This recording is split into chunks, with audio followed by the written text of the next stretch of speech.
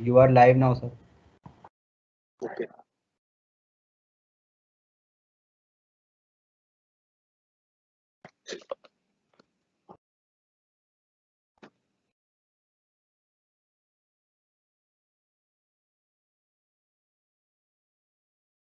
बच्चों, आज हम हरिवंश राय बच्चन पढ़ेंगे।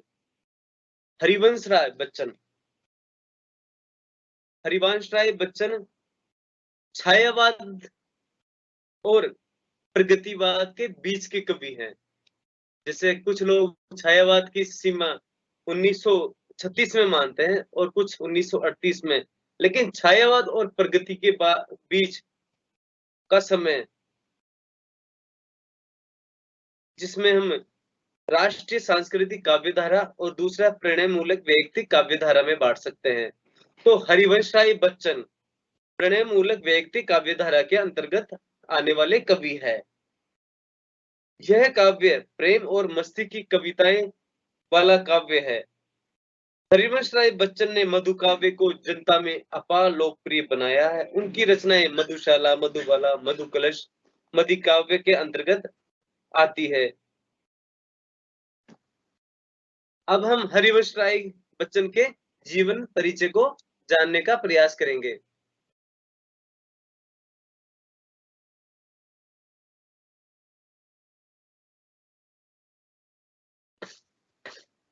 जैसा कि स्क्रीन पे दिख रहा है हरिवंश राय बच्चन, हम इसमें पहले शुरू में हरिवंश राय बच्चन का परिचय देखेंगे। साहित्य क्षेत्र में बच्चन का आविर्भाव छायावाद के उत्कर्ष काल में हुआ। इस युग के कवि यथार्थ जगत से दूर कल्पनाओं के घोड़े दौड़ाकर अपने ही बहुरंगी स्वप्नों की दुनिया में लीन थे। अर्थात जैसे छायावादी कवि अपनी भावनाओं को प्रत्यक्ष न कहकर अप्रत्यक्ष रूप से अपने काव्य में उसी प्रकार उससे थोड़ा हटकर हम देखें तो हरिवंश राय बच्चन ने जीवन के यथार्थ से दूर कल्पनाओं के घोड़े दौड़ाकर अपनी ही बहुरंगी स्वप्नों की दुनिया में लीन थे। यद्यपि व्यक्तिगत अनुभूतियों का प्राधान्य इस काल में काव्य में भी था, परंतु उन पर प्राय सर्वत्र एक रहस्य का आवरण पड़ा रहता था। ये कवि अपने राग विराग की प्रत्यक्ष अभिव्यक्ति का साहस न जुटा सके। बच्चन के आगमन हरिवंश राय बच्चन के आगमन से साहित्य जगत में एक मोड़ बिंदु उपस्थित हुआ। उन्होंने छायावादी भाव शैली को अपना कर अपनी अनुभूतियों को ही अपने काव्य में व्यक्त किया, अपने काव्य में रचा। यद्यपि प्रारंभिक काल में काव्य में छायावाद के कुछ प्रभाव हमें नजर आते हैं, लेकिन धीरे धीरे वह छायावादी प्रभाव से अपने आप को मुक्त कर लेते हैं और अपनी कविता कामिनी में कल्पना के आकाश से उतार कर यथार्थ में प्रस्तुत कर देते हैं। महाकवि हरिवंश राय का बच्चन 17 नवंबर 1907 ईस्वी को इलाहाबाद के एक कायस्थ परिवार में हुआ था। इनके पिता का नाम श्री प्रताप नारायण और माता का नाम श्रीमती सरस्वती देवी था। उनके पिता इलाहाबाद के दैनिक पायनियर में काम करते थे। हरिवंश पुराण का कथा का श्रवण और जाप करने के कारण ही हरिवंश राय बच्चन का नाम हरिवंश पड़ा और इनका नाम हरिवंश राय रखा गया। बचपन बच्चन घर में पुकारने का नाम था। आगे चलकर यही कायस्थ परिवार में बच्चन वंश गोत्र के रूप में चल पड़ा। बच्चन की प्रारंभिक शिक्षा इलाहाबाद के म्यूनिसिपल स्कूल में हुई।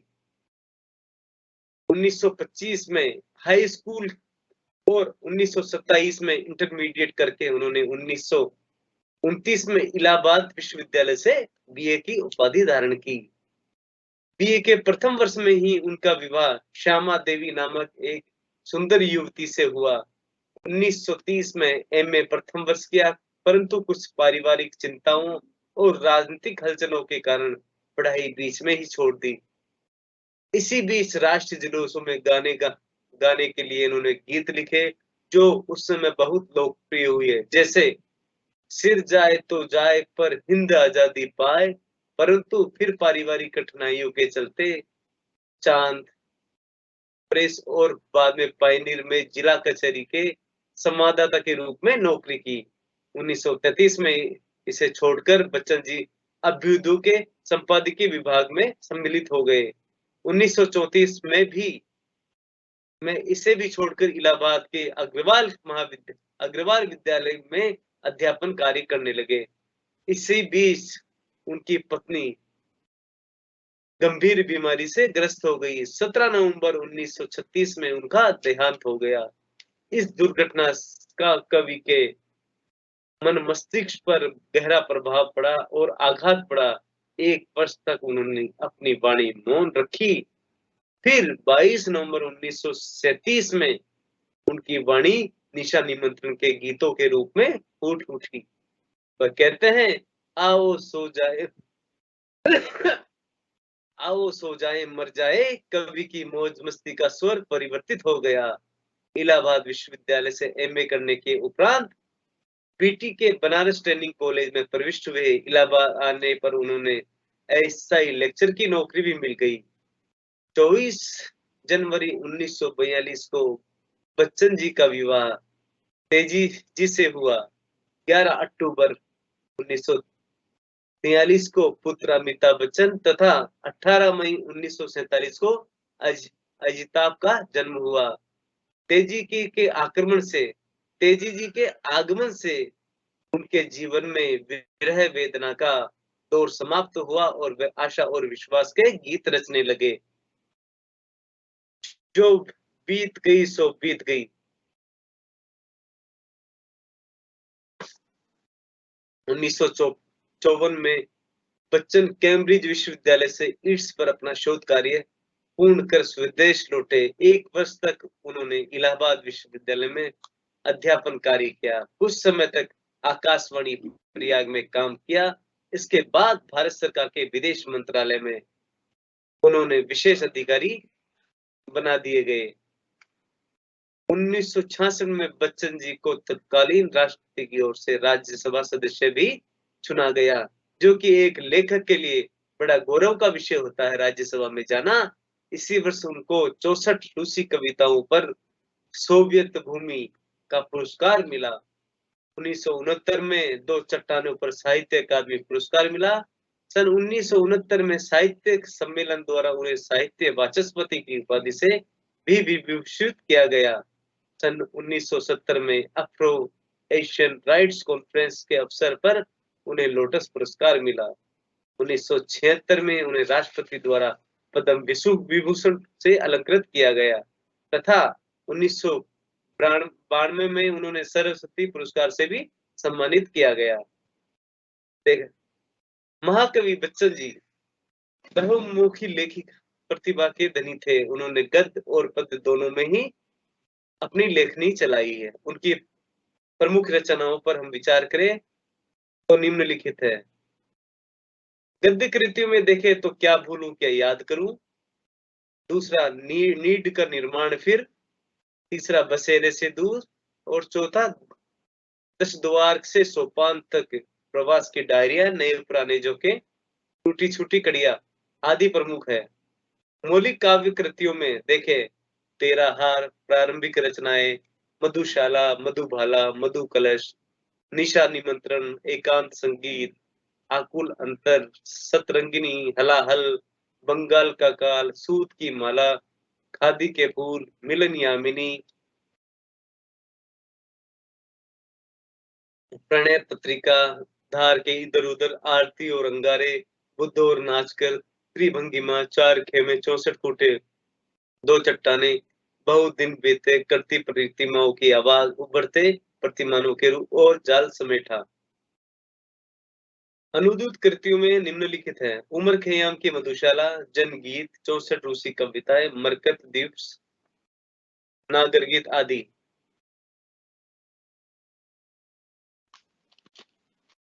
अब हम बच्चों हरिवंश राय बच्चन की काव्यगत विशेषताओं पर संक्षिप्त विचार करेंगे कि आखिर उनकी काव्य की क्या क्या विशेषताएं तो उनके साहित्यिक विवेचन को हम जानने का प्रयास करेंगे कि आखिर उनके साहित्य में क्या योगदान है, उनकी काव्यगत विशेषताएं क्या-क्या है। जैसा कि हमने कहा, हरिवंश राय बच्चन छायावाद, उत्तरोत्तर छायावाद के कवि हैं। छायावादोत्तर कविता के हालावाद का प्रतिनिधित्व करने वाले कवि डॉक्टर हरिवंश राय बच्चन हिंदी कविता में किसी परिचय के मोहताज नहीं है, लिखकर अमर हो गए हैं। डॉक्टर विश्वनाथ गुप्त ने उनके बारे में लिखा है, अगर बच्चन जी मधुशाला लिखकर ही अमर अपनी काव्य यात्रा शांत कर लेते तो तब भी वे जी हिंदी कविता के सिरमौर ही कहलाते। उनकी विख्यात कृतियों में मधुशाला साहित्य जगत में आदर्श बहुत आदर है। मधुशाला पर मधुशाला उमर खयाम की, बच्चों इसको नोट कर सकते हैं, उमर खयाम की डुबाइयों का प्रभाव है। इसे पढ़कर उमर खयाम को पढ़ने की हमें आवश्यकता महसूस नहीं होती। मधुशाला के संबोधन में मधुशाला की मधुर विशेषताओं का चित्रण करते हुए उन्होंने स्वयं कहा कि मेरे मादक उस दिन उमर खयाम की के भावना प्रसूनों को अपनी भाषा के तार में पिरोकर तेरे चरणों में चढ़ा चुका हूँ। तुझे उन्हें देखकर प्रसन्नता हुई, उन्हें देखकर प्रसन्नता हुई इस बात की कि तेरा एक भक्त तेरी आज्ञा का पालन कर सका, पर तेरा हृदय तो संतुष्ट न हुआ। दूसरे की वस्तु डाली अपनी भेंट की डाली में लेकर तेरे मंदिर में आते समय मेरे मन में कितनी कितनी लज्जा थी, जिसे तू क्या जाने। यदि उन प्रसूनों के लिए तेरी आज्ञा न मिली होती तो मैं अपनी इच्छा से उन्हें लेकर तेरे पास आने का प्रयत्न करता तो संभवतः मैं मार्ग में ही गड़ जाता, तेरे मंदिर तक पहुंच ही नहीं पाता, पर तेरी आज्ञा और तेरी प्रसन्नता के विचार ने मुझे तेरे समीप ला उपस्थित कर दिया। यद्यपि मैं यह कह देने में कोई हानि नहीं समझता कि भक्तों के चरणों में कोई भेंट उसकी प्रसन्नता के विचार से नहीं चढ़ाता। दीनहीन भक्त यह विचार ही कब अपने मन में ला सकता है कि वह भगवान के चरणों में ऐसी कोई वस्तु उपस्थित कर सकता है जिससे वह प्रसन्न हो सके। यह तो भगवान के चरणों में अपनी भेंट अपने हृदय की संतुष्टि के लिए ही चढ़ाता है। जैसे हम भी कई बार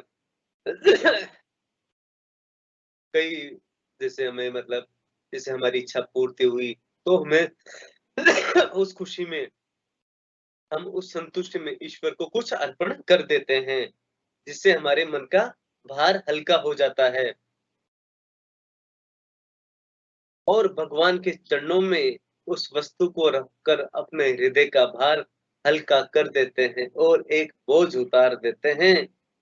उस उस दिन दूसरे के प्रसून जो मैंने तेरे हृदय में अर्पित कर दिए, उससे मेरे हृदय का भार तो हल्का न हुआ, मेरे हृदय को बोझ तो न उतरा, मेरे हृदय को संतुष्टि न मिली।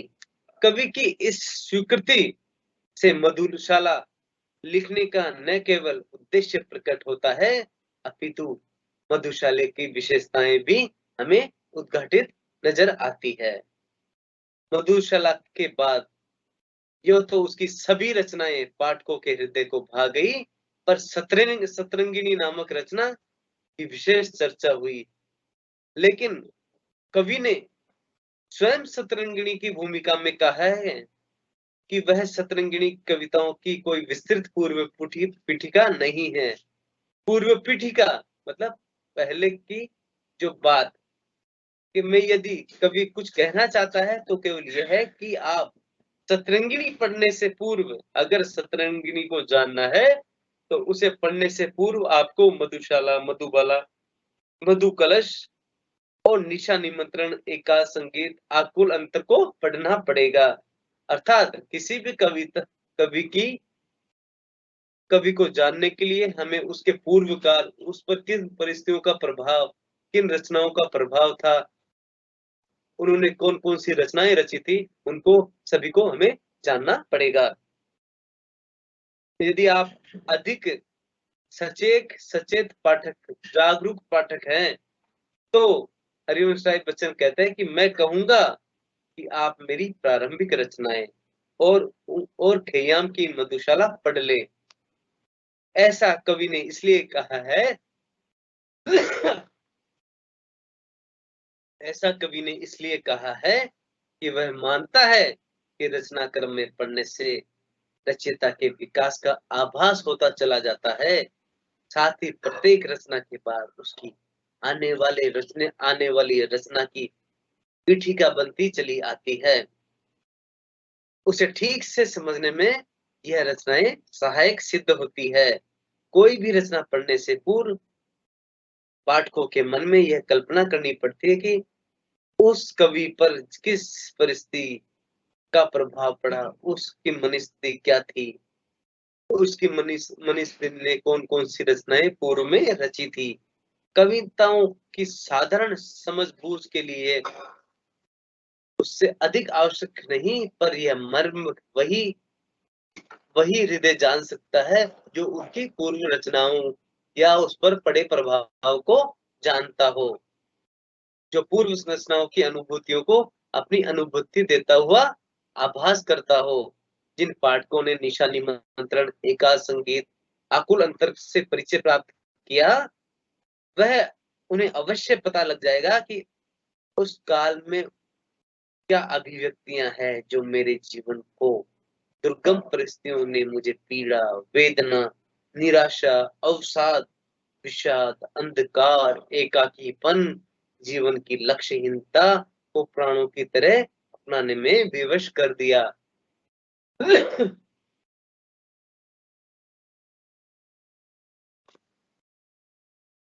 कवि निशा निमंत्रण में कहता है, बच्चों इसको नोट कर सकते हो। जानता यह भी नहीं मन, जानता यह भी नहीं मन, कौन मेरी थाम गर्दन, जानता यह भी नहीं मन, कौन मेरी थाम गर्दन, है विवश करता कि कह दूं, व्यर्थ जीवन भी, मरण भी, स्वप्न भी, छल जागरण भी। अर्थात कहता है, एक दिन जो पहले मधुशाला का मालिक था, जिसके संकेतों पर जिसके संकेतों पर मधुशालाओं की कतारें मदिरा की बौछारें कर देती थी, जिसकी जादुई अंगुलियों को छूकर मृत्युक जड़ मधुघट और प्यालों में जीवन लहराता था, मुझको छूकर मधुघट छलके प्याले मधु पीने को छलके, जिसे सुंदर साकी और मस्त पीने वाले बुध पाशों में भरते न थकते थे, और जिनके मस्ती के तरानों से जन जन का अंतर्ध्वनित प्रतिनिधित्व हो रहा था, और जिनके मस्ती के तरानों से जन जन का अंतर्ध्वनि प्रतिनिधित्व हो रहा था, अब वही निशा निमंत्रण में हरिवंश राय बच्चन जी कहते हैं, अब वे गाने कहाँ गए, अब वे अब वे मेरे गाने कहाँ हैं, टूट गई मरकत की प्याली, अब वे मेरे गान कहाँ है, टूट गई मरकत की प्याली, लुप्त हुई मधुरा की लाली, लुप्त हुई मदिरा की लाली, मेरा व्याकुल मन बहलाने वाले अब सामान कहाँ है। वहीं एकांत संगीत में हरिवंश राय बच्चन जी कहते हैं, मधुबाला का राग अब कहाँ, मधुबाला का राग अब नहीं, मधुबाला का राग नहीं अब, अंगारों का बाग नहीं अब लोहे के चने मिलेंगे दांतों को आजमाएंगे, अब लोहे के चने मिलेंगे दांतों को आजमाओ, आगे हिम्मत करके देखो। आगे फिर उन्होंने एकांत संगीत में कहा है, विष का स्वाद बताना होगा, विष का स्वाद बताना होगा, ढाली की मदिरा की प्याली, ढाली थी मदिरा की प्याली, चूसी थी अधरों की लाली।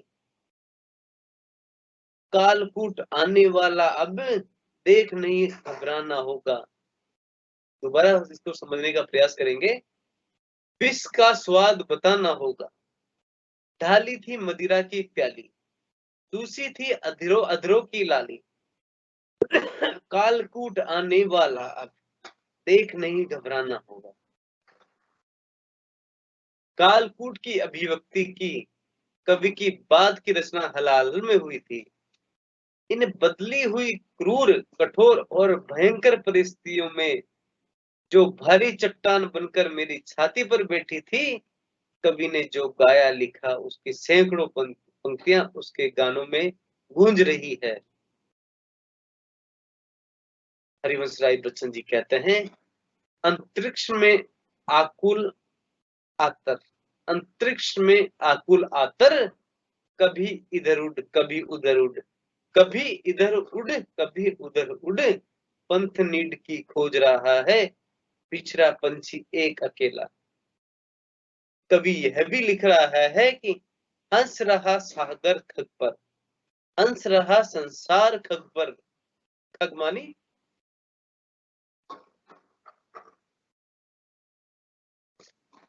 कौवा, हंस रहा संसार खग पर, कह रहा जो आह पर, कह रहा जो आह पर, लुट गए मेरे सलोने, लुट गए मेरे सलोने, नीड के तृणपात साथी, प्रबल झंझावत हाथी।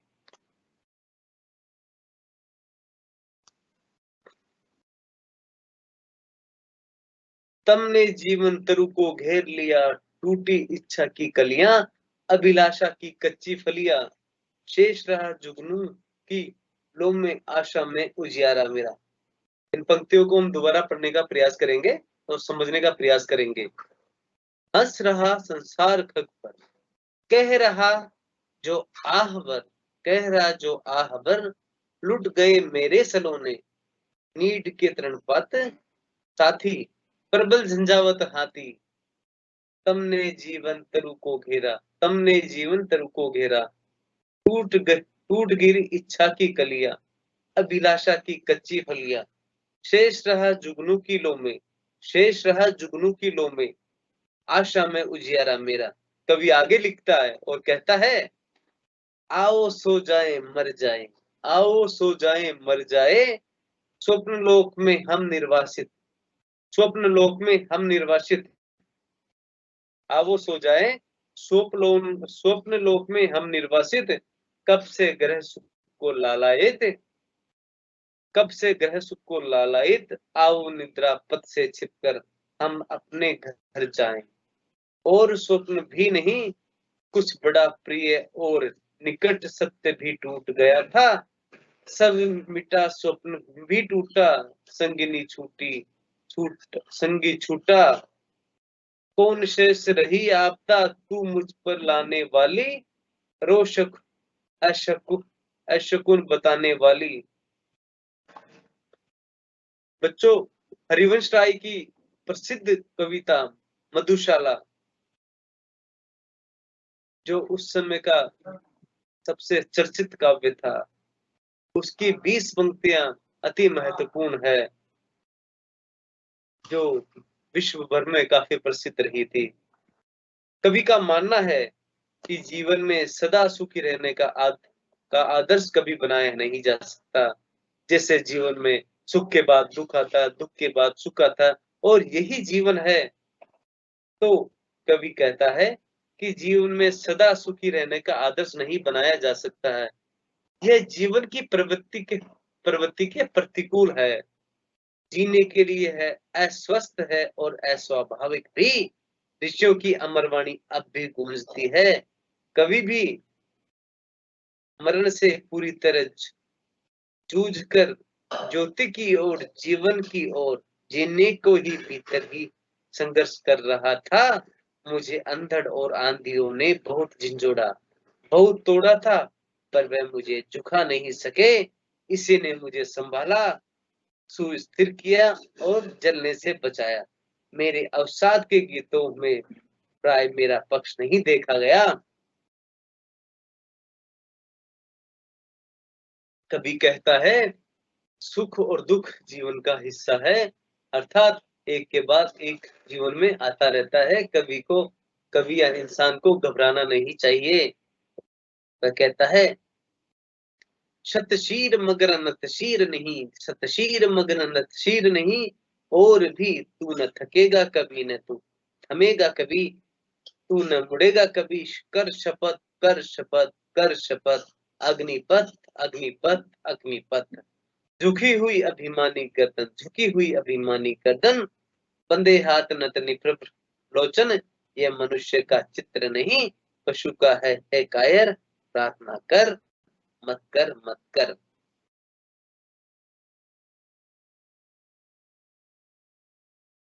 जिस कवि ने ये लिखा था, आओ सो जाए मर जाए, वह अपने मरण में भी यह अरमान रखता है। जीवित भी तू मरा, जीवी जीवित भी तू आज मरा सा, पर मेरी तो यह अभिलाषा, चिता निकट भी पहुंच सकूं तो मेरे मैं अपने पैरों से चलकर, चिता निकट भी पहुंच सकूं मैं अपने पैरों चलकर, निशा निमंत्रण से चलकर। आगे आकुल अंतर तक आते आते कवि ने अपने जीवन की अगली पंक्ति का आभास पा लिया। वह कहते हैं यही नहीं, यही नहीं ये सत्य खत्म है, मन की उत्सुकता दुर्गम है। यही नहीं ये सत्य खत्म है, यही नहीं ये कथा खत्म है, मन की उत्सुकता दुर्दम है। चाह चाह रही है देखें आगे, चाह रही है देखें आगे, ज्योति जगी या सोया तम है, ज्योति जगी या सोया तम है। रोक नहीं तू इस सकेगा, रोक नहीं तू इस सकेगा, यह अदृश्य का है आकर्षण। जीवन का यह पृष्ठ पलट, जीवन का यह पृष्ठ पलट मन। सतरंगिणी तम भरे गम भरे बादलों के ऊपर इंद्रधनुष रचने का प्रयास है। अवसाद के अंधकार से प्रसन्नता की रंग छटा हटने लगी है, रंग छटा आने लगी है। अवसाद के अंधकार से प्रसन्नता की रंग छटा में आने का। वह कहते हैं काले घनों के बीच में, काले घनों के बीच में, काले क्षणों के बीच में, उठने गगन में लो लगी, उठने गगन में लो लगी। यह रंग बिरंगी विरहणी, यह रंग बिरंगी विरहणी, सतरंगिनी सतरंगिनी। संक्षेप में कवि कहता है कि सतरंगिनी अंधकार के ऊपर प्रकाश, विध्वंस के ऊपर निर्माण, निराशा के ऊपर आशा, और मरण के ऊपर जीवन का गीत है। अर्थात एक नकारात्मक पक्ष से सकारात्मक पक्ष की ओर जाने का गीत है, सतरंगिणी गीत है। यह कोई सस्ता आशावाद नहीं, यह अश्रुस्वेद रक्त का मूल्य चुकाकर, अर्थात यह रक्त का मूल्य चुकाकर प्राप्त किया गया है, उपलब्ध करवाया गया है। इसने लेखक का स्वर ही नहीं बदला, उसके जीवन को भी बदल दिया है। अर्थात सतरंगिणी कविता में लेखक का अपना जीवन भी बदल गया है। लेखक के गीतों में उसकी स्थितियों के संकेत बिंदु जहां जहां है, उन्हें अपनी कल्पना से जोड़कर एक सूत्रबद्ध कहानी के रूप में कवि ने भावपूर्णता में गढ़ लिया है, जो बहुत कठिन भी नहीं है। कुछ आलोचकों ने कवि का स्वर परिवर्तन अच्छा लगा, कुछ आलोचकों को जो हरिवंश राय बच्चन का स्वर बदल रहा है वह अच्छा नहीं लगा। उनका मानना है कि अगर कोई कवि अवसाद में डूब जाए तो उसे उसी में डूबे रहना चाहिए। अवसाद के बाद व्यक्ति का आकर्षण रहा है। इस बात को भवभूति ने भी कहा है कि, और शैली ने भी, कि लेखक ने स्वयं अपने विचार अपनी कविता में कहा है कि जिन गीतों में शायर अपना गम रोते हैं, जिन गीतों में शायर अपना गम रोते हैं, वे उनके मीठे नगमे होते हैं, वे उनके मीठे नगमे होते हैं। लेखक ने अपने नगमों को मीठा बनाए रखने के लिए जीवन को गमगीन नहीं बनने दिया। जीवन कविता से परिचालक नहीं होता, अपितु कविता जीवन से अर्थात कवि कहता है कि जीवन कविता से कभी परिचालित नहीं होता, कविता ही जीवन से अर्थात जीवन का अंग होती है और जीवन से ही परिचालित होती है और जीवन से ही उसका निर्माण होता है। सूनेपन और अंधकार की अतल गहराइयों में डूबी मेरी आत्मा को किरण कलरव के आंगन से कोई दुर्निवार पुकार सुनाई पड़ी थी और उसकी अवहेलना मैं नहीं कर सकता। अर्थात कवि के जीवन में किसी गंभीर प्रभाव पड़ता है तो वह उसका वर्णन अपनी कविता में करता है और उसकी अवहेलना अर्थात उसको मना ही नहीं कर सकता। वह कहता है, यह इशारे हैं कि जिन पर काल ने भी चाल छोड़ी, लौट में आया अगर तो कौन सी सुगंध तोड़ी, जिसे रुकना असंभव, यदि नहीं आह्वान तुम हो, कौन तुम हो। कुछ आलोचकों, जिसमें डॉक्टर रणवीर सांगा का नाम लिया जा सकता है, लेखक से एक साक्षात्कार उन्होंने लिया, एक इंटरव्यू उन्होंने लिया और उस दौरान उन्होंने पूछा कि सतरंगिणी आपके जीवन में आए एक नए मोड़ को व्यक्त करती है। जैसा कि हमने कहा कि सतरंगिणी उनके जीवन का एक मोड़ बिंदु साबित होता है। उसके कई गीतों में से हमें यह महसूस होता है कि उस मोड़ के प्रति आपके भीतर बहुत कुछ गहरे में कोई अपराध भावना तो नजर नहीं आती, या कहें कि कोई कोई चीज अटक तो नहीं रही, कोई चीज काम तो नहीं कर रही और आपका चेतन उस मोड़ को संगत मतलब उस मोड़ को सही ठहराने के लिए बार बार चेष्टा कर रहा हो पर पूरी तरह सफल नहीं हो पा रहा हो। उन्होंने एक उदाहरण भी दिया इसका और कहा है, हाय वे साथी की चुंबक, लो से जो पास क्या आए हृदय के पास क्या आए हृदय के बीच ही गोया समाये, वे गए तो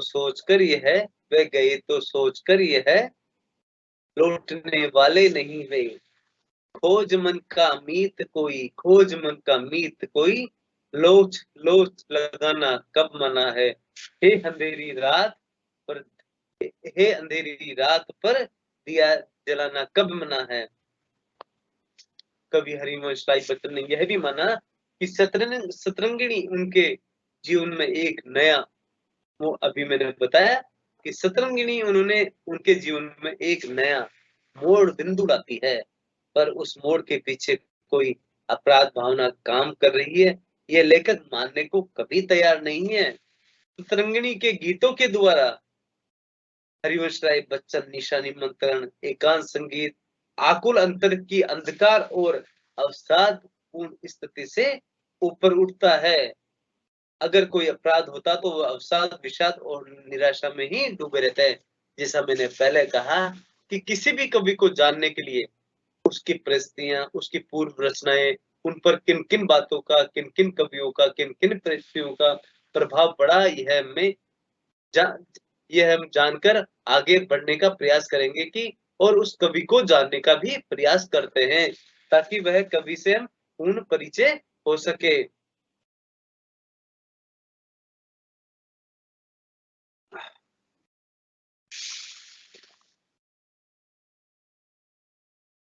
कवि यह भी स्वीकार करता है कि जब उसकी जिजीविषा अंधकार से प्रकाश की ओर गई, तब उसके कवि ने सतरंगिणी के गीतों में उसे संभाला, उसे बल दिया, प्रोत्साहन दिया, प्रेरणा दी। सतरंगिणी के पहले रंग की 7वीं कविता मयूरी है। उनमें कहा है, मयूरी नाच मगन मन नाच। इस कविता पर कवि को आलोचना भी सहनी कर पड़ी थी। कहा गया कि कवि ने मयूरी को नाचने की बात कही है, जबकि मयूरी नाचती नहीं। कवि ने मयूरी को नाचने की बात कही, जबकि कवि मयूरी नाचती नहीं। मयूरी की गीतात्मकता पर एक बंगाली साहित्यकार का ध्यान गया। उन्होंने कहा, जब मैं कभी कलकत्ता गया तो उसने उसे वादों को सुनाया उसने उसे वादों को सुनाया घोष द्वारा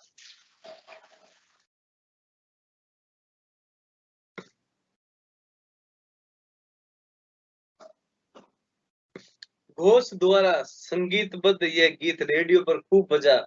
इसी गीत को नरेंद्र शर्मा ने संगीतबद्ध किया। सहयोगी पत्रिका में इस गीत की पैरोडी भी छापी गई।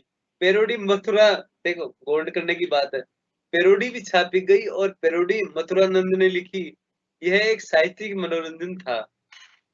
कवि अपनी कविता में प्रतीकों का कवि अपनी कविता में प्रतीकों का उपयोग करने में लक्षणा प्रयोग लक्षणा शब्द शक्ति का भी प्रयोग करता है। इसमें लक्षक शब्द अपने वाचार्थ न छोड़कर कुछ भिन्न या अतिरिक्त अर्थ भी प्रकट करता है। यह लेखक की कविता का मूल मंत्र था। मधुशाला से लेकर आज तक के काव्य में वह इसी बात को नहीं भूला। यही कारण है कि मधुशाला पढ़कर भी लोग उसे पियक्कड़ समझते रहे और मयूरी पढ़कर लोग उसे प्रकृति का कवि। लक्षणा के प्रयोग का एक खतरा यह रहता है कि या तो वाचार्थ अधिक हो जाता है या फिर संकेतार्थक, दोनों के बीच संतुलित स्थिति में कविता अपनी पूर्णता प्राप्त करती है। ये भावक अथवा रसिक दोनों ही प्रवृत्तियों को एक साथ प्रभावित करने की कला है। मस्तिष्क संबंधी कविता और हृदय संबंधी कविता। बुद्धि को भी, भावना को भी एक प्रतीक के वाचार्थ से, दूसरे को प्रतीकार्थ के संकेत से कवि की प्याले का परिचय, कविता में यह संतुलन भी भली भांति में देखा जा सकता है। लेखक का मानना है कि वह मुक्तक यानी छोटी कविताएं और गीत लिख रहा है, पर उसके गीत एक दूसरे से बिल्कुल स्वतंत्र नहीं है, अर्थात एक का प्रभाव दूसरे पर पड़ता है। एक दूसरे की पूर्व पीठिका है उसकी कविताएं। इस प्रकार देखे तो डॉक्टर हरिवंश राय बच्चन कवि रूप स्थिति के अनुसार परिवर्तित होता रहता है। इस धारा के हमें वह श्रेष्ठतम कवि नजर आते हैं।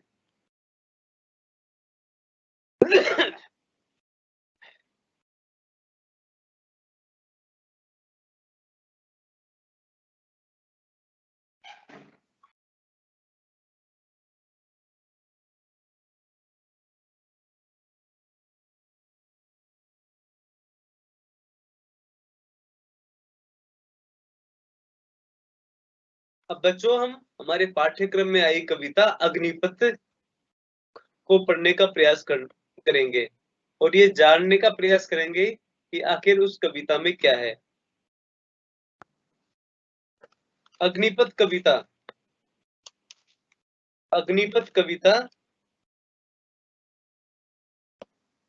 बच्चन ग्रंथावली से ली गई है। हरिवंश राय बच्चन द्वारा लिखित बच्चन ग्रंथावली से ली गई है। यह हालावाद पर यह कवि हालावाद बच्चन जी हालावादी कवि अवश्य हैं, परंतु उनकी कविताओं पर प्रगतिवाद भी बहुत चढ़कर नजर आता है। यह प्रगतिवाद से ओतप्रोत कविता है। इस कविता के प्रतिपाद पर हम विचार करने का प्रयास करेंगे। कवि कहता है,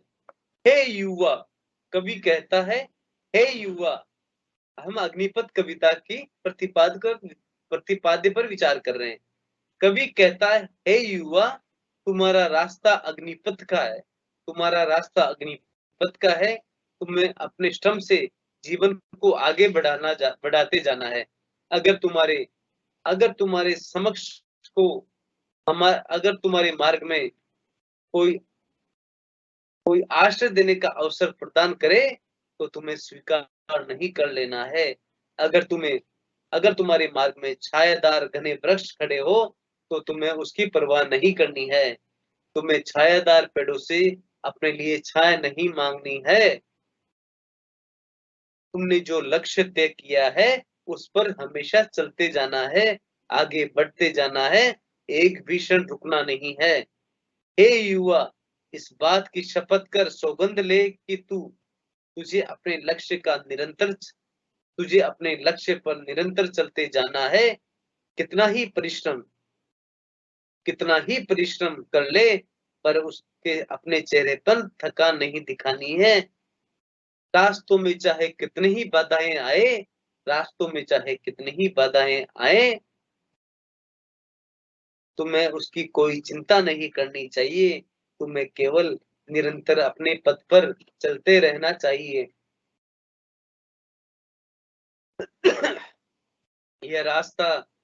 यह तुम्हारा रास्ता सरल नहीं है, यह आग पर चलने वाला रास्ता है।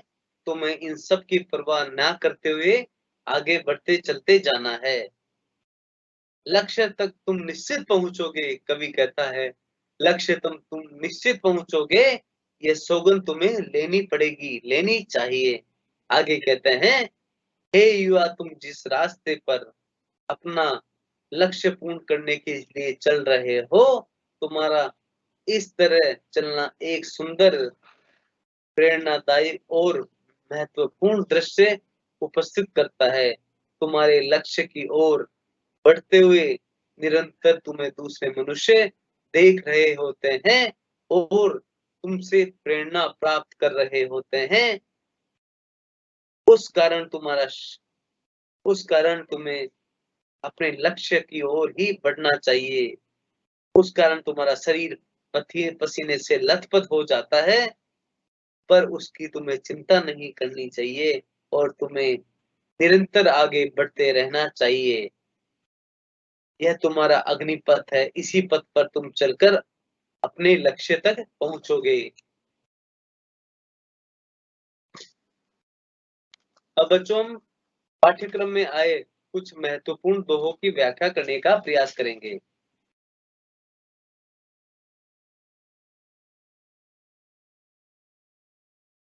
हमारे पाठ्यक्रम में जो अग्निपथ कविता है वह बच्चन ग्रंथावली से ली गई है।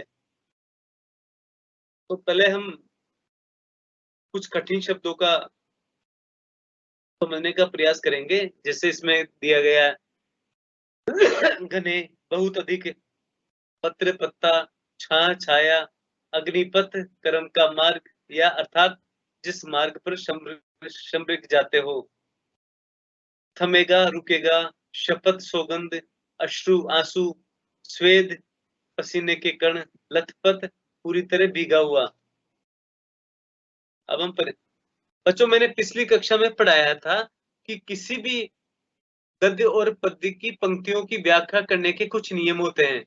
जैसे पहला नियम होता है, इसको हम 4 या 3 बिंदुओं में लिख सकते हैं। पहला है सप्रसंग, दूसरा है व्याख्या, और तीसरा है विशेष। हम इसको 4 भागों में बांट सकते हैं। कई कई जगह हमें ये मिल जाता है। जैसे पहले को हम संदर्भ कर सकते हैं। संदर्भ में हम लेखक परिचय लिखते हैं। संदर्भ में लेखक और उसकी रचनाओं का परिचय।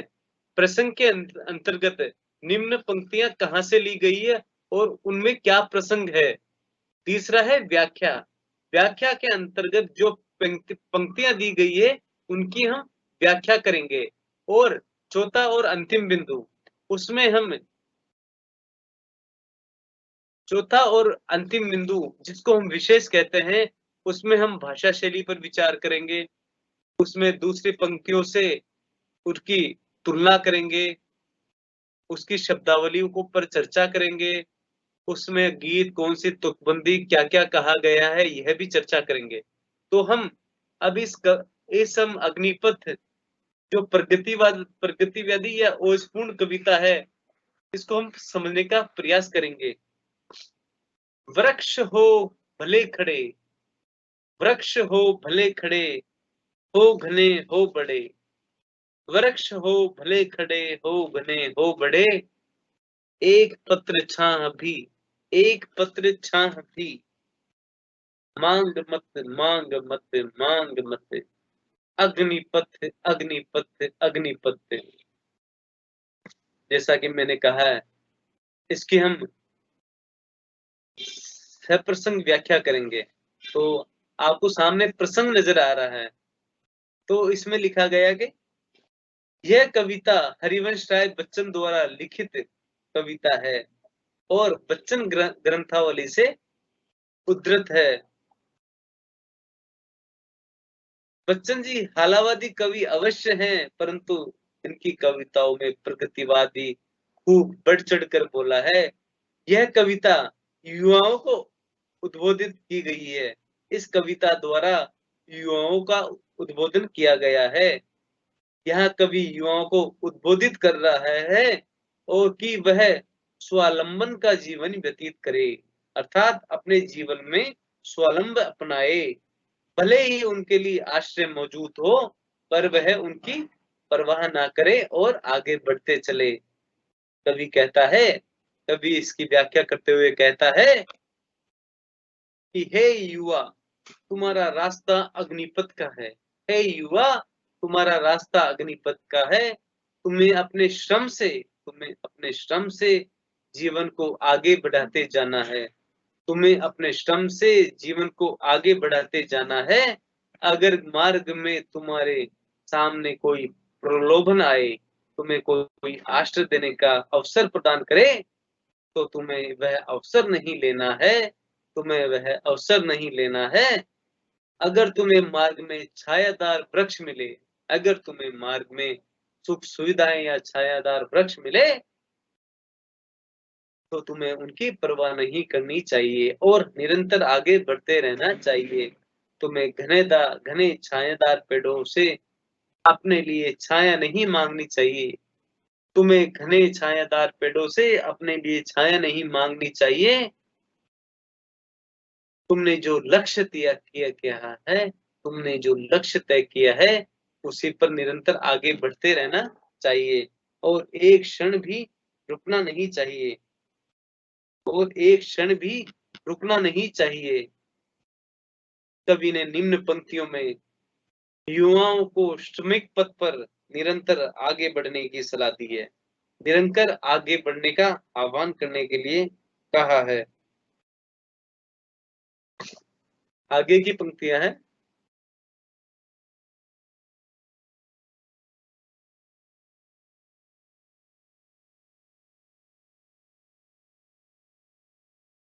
तू न थकेगा कभी, तू न थकेगा कभी, तू न थमेगा कभी, तू न थकेगा कभी, तू न थमेगा कभी, तू न मुड़ेगा कभी, तू न मुड़ेगा कभी।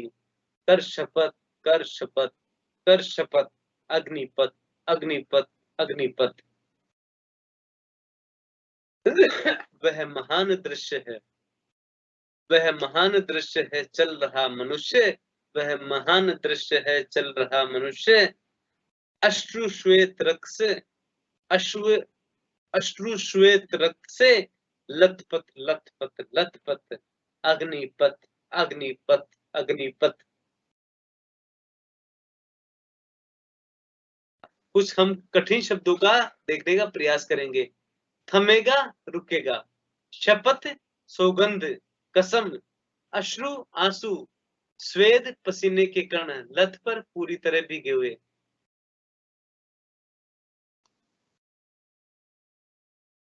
इन पंक्तियों में कवि युवाओं को उद्बोधित कर रहा है कि वह स्वावलंबी जीवन व्यतीत करे, वह सौगंध खाए कि जिस रास्ते पर अपने लक्ष्य के लिए तुम निकल पड़े हो, उससे पीछे नहीं हटेंगे। वह कहते हैं, भले ही उनके भले ही उनके लिए आश्रय मौजूद हो, पर वह उनकी परवाह न करे और आगे बढ़ते चले। कवि निम्न पंक्तियों की व्याख्या करते हुए कहते हैं कि हे युवा तुम इस बात की शपथ और सौगंध ले लो। हे युवा तुम इस बात की शपथ और सौगंध ले लो कि तुझे अपने लक्ष्य पर निरंतर चलते जाना है। तुम्हें कितना ही परिश्रम करने पड़े, तुम्हें कितना ही परिश्रम करना पड़े, पर अपने चेहरे पर थकान नहीं दिखानी है। तुम्हें कितनी ही बाधाओं का सामना करने पड़े, तुम्हें इसकी कोई चिंता नहीं करनी चाहिए। तुम्हें केवल निरंतर आगे चलता ही रहना चाहिए। यह तुम्हारा रास्ता सरल नहीं है, यह तुम्हारा रास्ता सरल नहीं है, यह तो आग पर चलने का रास्ता है, यह तो आग पर चलने वाला रास्ता है।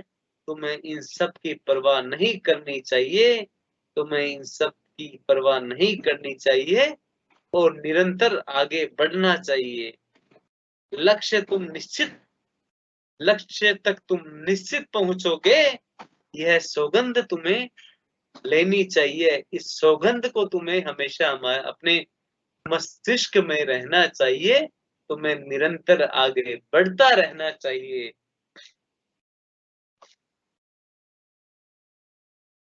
आगे कवि कहते हैं कि हे युवा, तुम जिस रास्ते पर अपना लक्ष्य पूर्ण करने के लिए चल रहे हो, तुम्हारा रास्ता इस तरह चलना एक सुंदर, प्रेरणादायक और महत्वपूर्ण दृश्य उपस्थित करता है। तुम्हारे लक्ष्य की ओर निरंतर बढ़ते जाना सब मनुष्य देख रहे हैं, अर्थात तुम्हारा लक्ष्य की ओर पहुंचना सब मनुष्य के लिए प्रेरणादायक है। तुम्हारे चलने से दूसरे युवा मनुष्य आगे बढ़ने की प्रेरणा लेते हैं। वह सब देख रहा है, वह सब देख रहा है कि लक्ष्य पर बढ़ते हुए जो तुम्हारे श्रम से कारण तुम्हारे शरीर जो पसीने से लथपथ हो गया है, पसीने से जो लथपथ हो गया है, उस पर तुम्हें चिंता नहीं करनी चाहिए और निरंतर आगे बढ़ते रहना चाहिए। यही तुम्हारा अग्निपथ है, यही तुम्हारा अग्निपथ है। इसी पथ पर तुम चलकर निरंतर अपने लक्ष्य तक पहुंच सकोगे। कवि इस उद्बोधन के जरिए कहना चाहता है कि मनुष्य को सदा आगे बढ़ना चाहिए और सदा आगे बढ़ने से जो हमारे साथ वाले मनुष्य है, जो हमारा अनुसरण करते हैं, वह हमसे प्रेरणा लेते रहेंगे। हमें कभी आलस नहीं करना चाहिए। अगर जीवन में हम रुक गए तो आने वाले जो पीढ़ियां हैं, वह किससे प्रेरित होंगी, अर्थात वह भी आगे नहीं बढ़ेंगी। इसलिए हमेशा निरंतर आगे बढ़ते रहना चाहिए।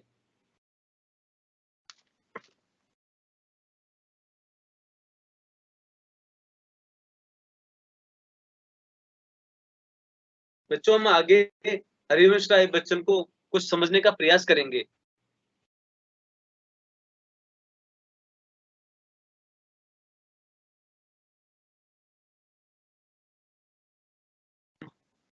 हरिवंश राय बच्चन छायावादी भावों व भाषा के अतिरिक्त उनके अलग अलग व्यक्तित्व, अलग अलग एक व्यक्तित्व के रूप में बच्चन में व्यक्ति और कवि की विशेषताएं विद्यमान है। बच्चों, समझने का प्रयास करो कि अलग अलग एक व्यक्तित्व के रूप में बच्चन में व्यक्ति और कवि की विशेषताएं विद्यमान है। कवि कल्पना लोक में विचरण करते हुए भी धरती का आंगन नहीं त्यागते, अर्थात वह कल्पना की ऊंची उड़ान जरूर भरते हैं, लेकिन उनके पांव हमेशा धरती पर ही रहते हैं। उनके पांव हमेशा धरती पर ही रहते हैं।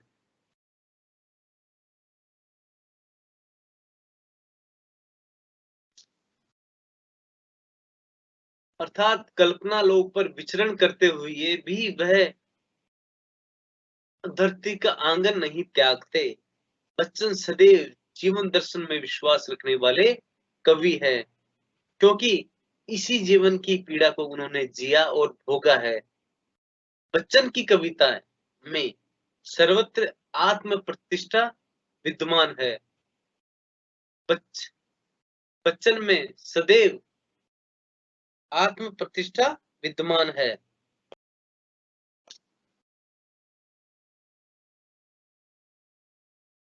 उनके काव्य में यथार्थ मिश्रित कल्पना, मूल्यों का टूटन, दुख, पीड़ा का आत्म प्रकाशन, विद्रोह का स्वर, नई सृष्टि के निर्माण की कल्पना आदि समाहित है। जैसा कि बच्चों मैंने तुम्हें कहा कि जब उनकी पत्नी श्यामा का निधन हो गया था, तो वह 1 साल घोर अवसाद में जीते रहे। उन्होंने अपनी लेखनी भी बंद कर दी और जब उनका तेजी से विवाह हुआ, तो उन्होंने फिर अपनी लेखनी उठाई और अपने जीवन को अंधकार से निकाला और नकारात्मकता से सकारात्मकता की ओर मोड़ा। बच्चों, यही हमारी क्लास समाप्त होती है। कुछ प्रश्न पूछने हो तो पूछ सकते हैं आप।